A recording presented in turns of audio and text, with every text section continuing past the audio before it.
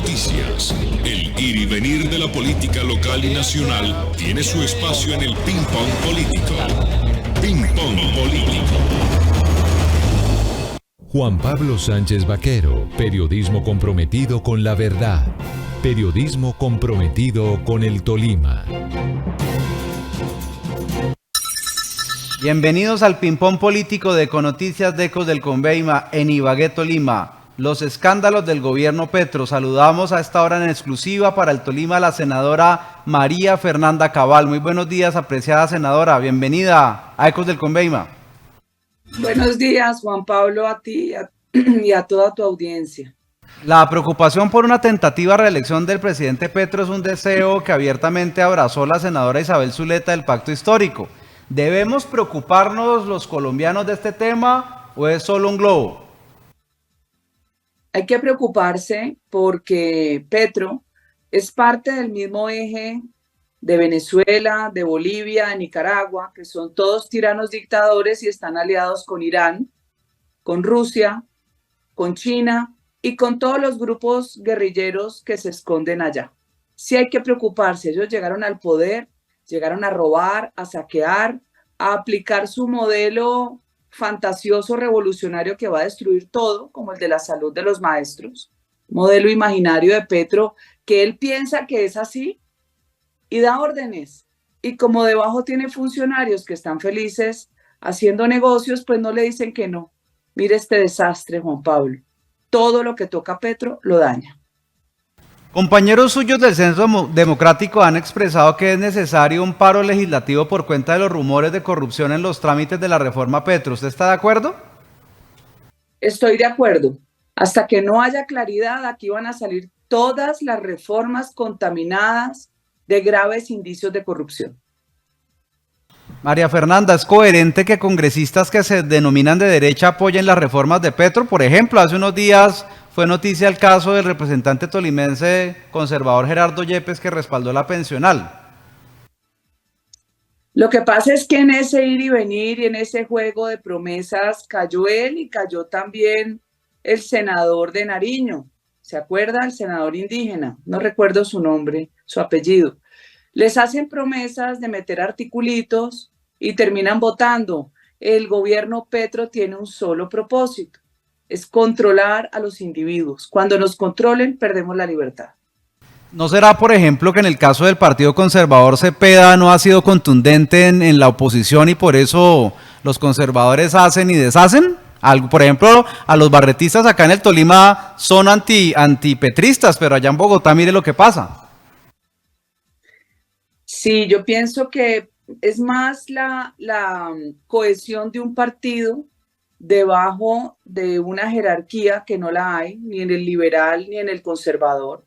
O sea, es muy poco lo que se ve porque son tan poderosos los políticos de las regiones que difícilmente le harán la venia a quien sea su presidente de turno, así sea de larga trayectoria. Entonces no es fácil para el senador Cepeda manejarlo, como ha sido muy difícil en el Partido Liberal, incluso para su jefe único, César Gaviria, manejarlo. Es muy difícil, pero en la mayoría de las reformas los conservadores se han salido. ¿Es plausible creer que los presuntos hechos de corrupción orquestados en la UNGRD sucedieron a espaldas del presidente de Colombia? No. Es interesante, Juan Pablo, ver la entrevista de José Manuel Acevedo en RCN, especialmente al final, y paralelamente poner la propaganda de Olmedo cuando se lanzó y participó en el Congreso. Usted ve dos Olmedos, como ese famoso libro de la literatura clásica, Dr. Jekyll y Mr. Hyde, las dos personalidades, ¿no? El ángel y el diablo, el bueno y el malo. Olmedo no dice la verdad, no dice toda la verdad, es un jugador de grandes ligas, lanza frases que al final no llegan a concretarse, no dice los nombres esperando llegar a negociar con la fiscalía, pero deja en el ambiente dudas que siguen haciéndole daño, muchísimo daño al Congreso. Cuando Olmedo habla a la oposición también, diga quién, no tome más del pelo, pero la que queda más mal de todas es la Fiscalía General de la Nación, que teniendo el poder permite que un personaje que ya ha declarado en contra suya y que ya ha dicho, sí, participamos, pido perdón, haga lo que se le dé la gana. Uno no puede extender el tiempo a ver si me sirvió el principio de oportunidad de la negociación o no. No, la señora fiscal se tiene que mover porque ella está en periodo de prueba ante los ojos de todos los colombianos que la queremos como institución seria, transparente e independiente. Muy demorada en tomar decisiones, Juan Pablo, y hay que mirar también quién se va a mover más rápido, si la Corte con los aforados o la Fiscalía con los no aforados. El país pide a gritos acción con Schneider, con Olmedo y también con Ricardo Roa, porque esa ponencia del Consejo Nacional Electoral se deriva de una auditoría contable forense, que es plena prueba. Es como cuando usted le hacen una investigación por lavado de activos, enriquecimiento ilícito. La contabilidad es prueba, el contador público da fe pública. ¿Quién es el dueño de los contratos de 200 mil millones de pesos de los que habla López? Es que como López no quiere hablar todavía hasta que no vaya hoy a la fiscalía, nos toca tratar de especular un poco. Es como, o sea, la actitud de ellos termina siendo desafiante y el Estado no puede permitir eso. Todos los caminos conducen a Roma, todos los caminos conducen a quien maneja o quien es la cabeza del gabinete. Es lo que yo pienso, lo supongo, no lo puedo afirmar. Todos los caminos conducen al ministro del Interior. ¿Usted cree que hay más ministros involucrados en este escándalo? Por ejemplo, el tolimense de salud. Pero por supuesto, además es mi suposición, ¿no? Toda la actitud del ministro de Salud tan desafiante. O sea, yo de verdad me conmuevo por este país. Ese señor fue alcalde allá, ¿no, Juan Pablo? Aquí lo padecimos 4 años, senadora. ¿Cómo votan por él? Toda la vida activista, anarquista, furioso, salido de la ropa, llega a viejo y sigue con las mismas mañas, ni siquiera los años le sirvieron para la madurez. Yo recuerdo su municipio, mi querido Juan Pablo, con el peor índice de desempleo de la historia de Ibagué, casi igual al desempleo del Chocó de Norte de Santander. O sea, ¿qué le pasa a la gente en la cabeza? ¿Quiere que le sigan diciendo mentiras? Ese señor acabó con Ibagué. Recuerdo otro lío del agua que subía, que bajaba, la gente desesperada con un acueducto. Todo lo que toca un socialista, un izquierdista lo destroza porque no tiene capacidad de crear nada.